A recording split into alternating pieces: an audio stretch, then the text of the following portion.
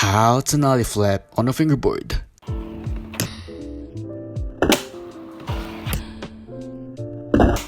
First, let's start off with the finger position.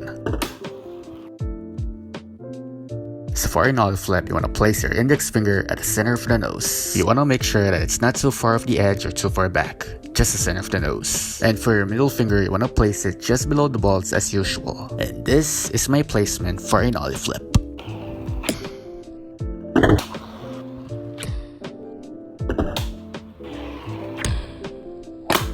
So when it comes to nollie flip, you want to make sure that you put more weight or put more pressure to your index finger on the nose, which will allow you to pop and snap properly straight to the ground.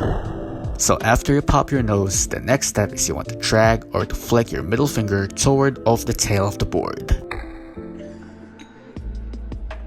Most other people said that you should flick your middle finger into the pocket of the tail at an angle, but for me, I prefer to flick it forward straight out of a tail, because that's where I feel comfortable to flick when I do a nollie flip.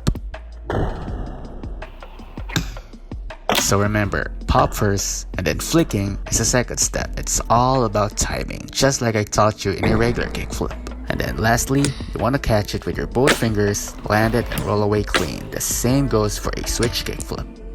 So take your time with it, don't rush the process, and just keep practicing over and over again until you ended up getting better. It's all about progression.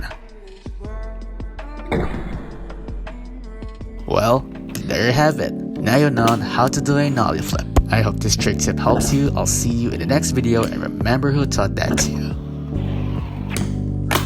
Itachi Han. You're welcome.